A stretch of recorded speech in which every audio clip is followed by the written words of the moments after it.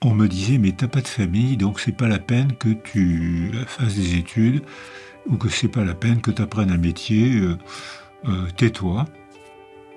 Tais-toi. Je ne sais pas ce que vous en pensez, mais aujourd'hui, le terme de résilience semble être mis à toutes les sauces. Je vois des vidéos pullulées partout sur Internet qui parlent de ce concept qui est souvent attribué à Boris Cyrulnik, alors qu'en réalité c'est un concept qui existe bien avant lui et il le dit lui-même. Mais alors qu'est-ce que la résilience, et notamment appliquée à la question du traumatisme, c'est-à-dire comment, après un choc qui impacte notre existence, on peut se remettre à vivre. Comment, même si notre trajectoire ne sera plus la même s'il y a eu un changement, on peut se remettre du choc qui a été subi. Pour parler de cette question, je vous propose de vous laisser tout de suite en la compagnie du spécialiste français de cette question. On en a parlé tout à l'heure, il s'agit de Boris Cyrulnik. Donc sans plus attendre, je vous laisse en son excellente compagnie. C'est parti d'une indignation d'enfant. Quand j'étais enfant, comme j'avais perdu ma famille, comme j'étais dans des institutions, on me disait, mais t'as pas de famille, donc c'est pas la peine que tu fasses des études, ou que c'est pas la peine que tu apprennes un métier, tais-toi, tais-toi, et on va te donner une petite pension, tu vas apprendre un petit métier, laisse-nous tranquille. Et donc j'avais une indignation d'enfant que j'éprouve encore aujourd'hui quand j'entends dire la même phrase pour des gosses des cités. Regardez de quel quartier ils viennent, regardez de quelle famille ils viennent, comment voulez-vous qu'ils s'en sortent? Je ne supportais pas cette malédiction.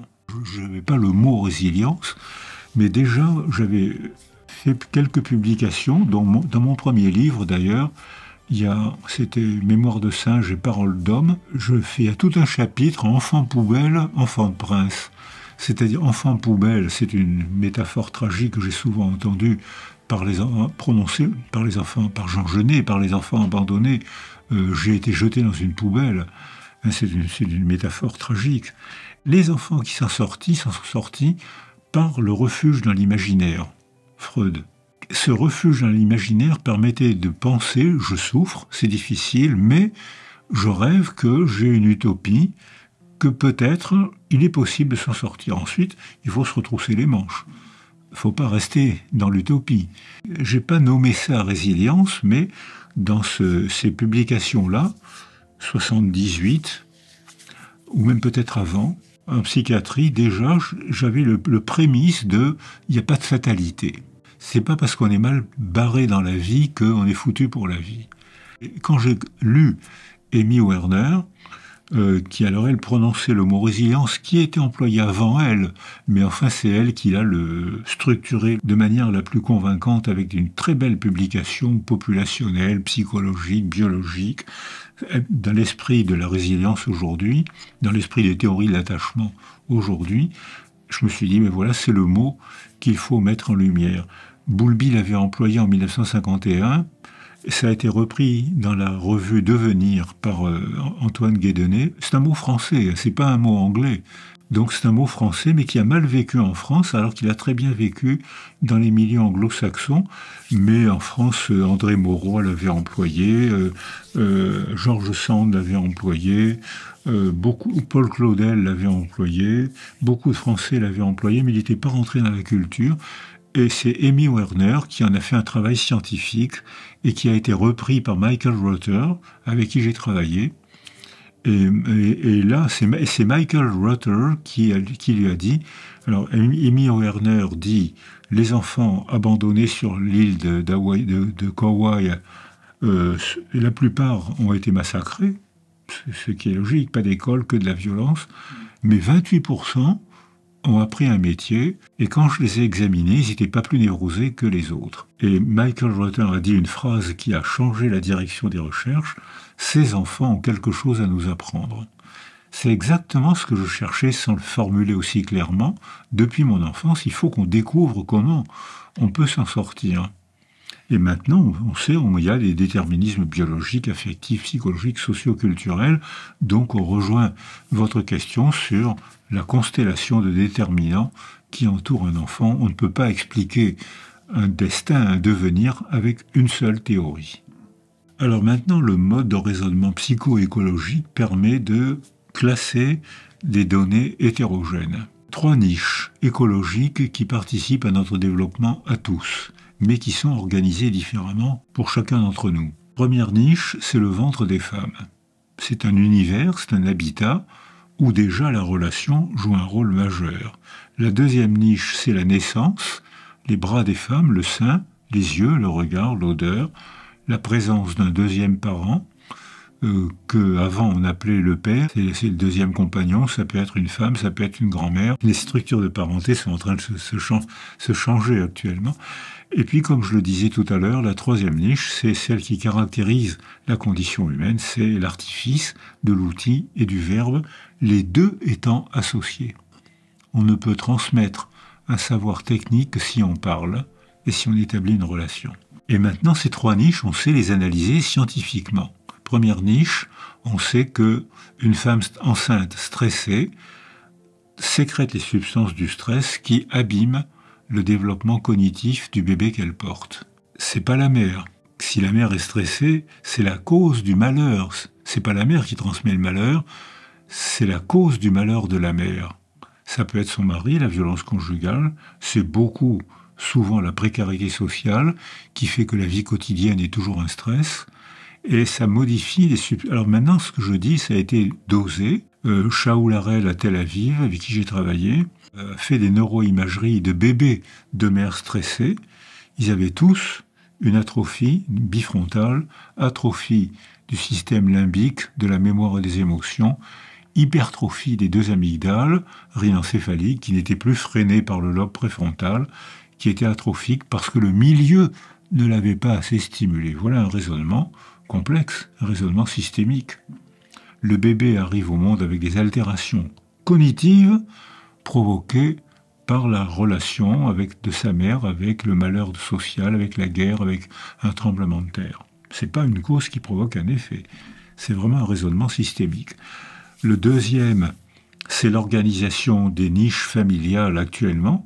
Ce n'est pas du tout ce que proposait Bowlby, une niche familiale à multiples attachements.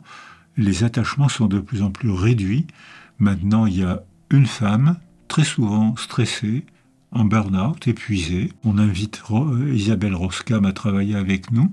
Cette femme est remarquable et elle explique comment ces femmes sont débordées. Il faut, comme disent les Africains, il faut un village pour élever un enfant. Ces femmes sont seules, elles sont obligées de travailler, elles partent le matin, elles foncent. Comment font-elles? Il faut un village, elles n'ont pas de village. Et notre société ne fabrique plus de village. Donc il y a de plus en plus de femmes seules, débordées, stressées, avec des enfants non sécurisés. Et puis la troisième niche écologique, alors là on a besoin de sociologues et de gens de la culture. La troisième niche écologique, c'est les récits. Et là, il y a des gens qui croient à la vérité d'un seul récit, ils vont voter pour un dictateur. Et il y a ceux, au contraire, qui ont lu Hannah Arendt ou son serviteur, et qui disent, d'accord, il y a un récit, mais c'est intéressant de comparer avec une autre religion, une autre culture, et de la comparaison naît la prise de conscience. Alors que de la vérité naît la certitude qui arrête la pensée. La comparaison, l'étonnement, invite à la prise de conscience. L'étonnement invite à se décentrer de soi. Donc, c'est possible de faire une pédagogie à la démocratie, comme les régimes dictatoriaux font une pédagogie à l'esprit totalitaire. Il faut réciter la voix du chef. Je veux que les enfants m'obéissent. Hitler. Les enfants des survivants de la Shoah, qui en France ont été assez nombreux, mais qui à l'étranger ont été incroyablement massacrés, mais pas en France. En France, il n'y a eu que un juif sur 3 tués, assassinés. Ça fait 100 000 sur 300 000, quoi. C'est peu. C'est affreux de dire ça. C'est peu. En Roumanie, en Hongrie, ça a dépassé les 90%. En Hollande, ça a dépassé les 90%. Donc le peuple français a été protecteur. Mais il y avait quand même, dans ces institutions, la plupart des enfants n'avaient plus de parents. Et tous ont eu à affronter le silence. Quelques-uns ont eu à affronter le discours. À la Seine, il y avait beaucoup de communistes qui, pendant la guerre, ont été courageux.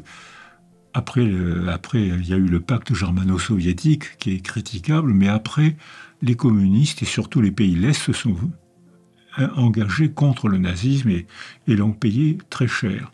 Et là, les survivants communistes ont été très fiers et ils ont raconté l'horreur d'Auschwitz, qui était moins horrible pour eux que pour les Juifs.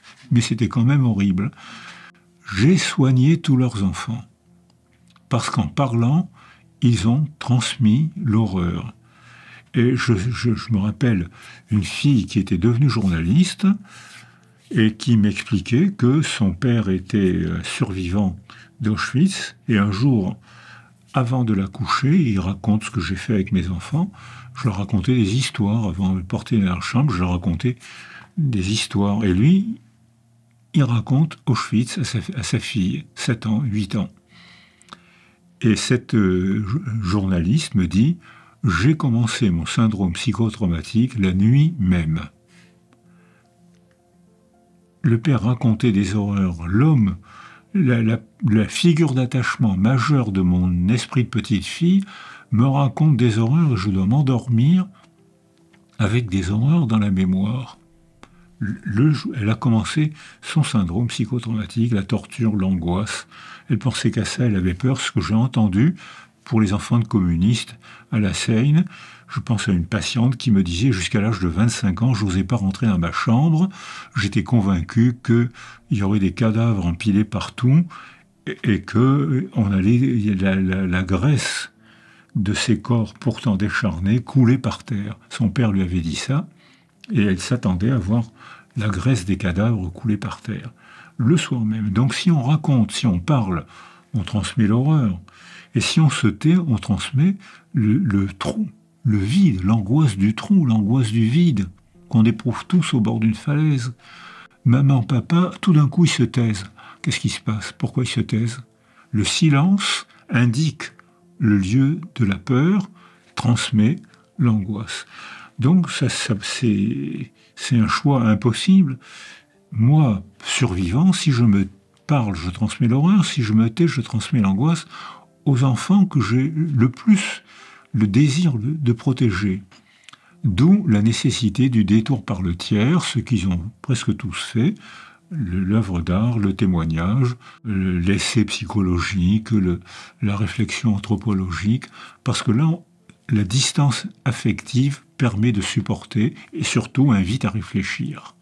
Et là, je retrouve la phrase que je vous ai proposée tout à l'heure. Quand on élabore, on ajoute la mémoire de ce qu'on a dit à la mémoire de ce qu'on a subi.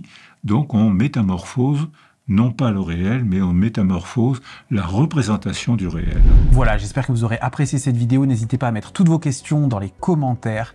En ce qui me concerne, j'ai hâte de vous retrouver dès la semaine prochaine pour une nouvelle vidéo. Et en attendant, comme d'habitude, prenez bien soin de vous.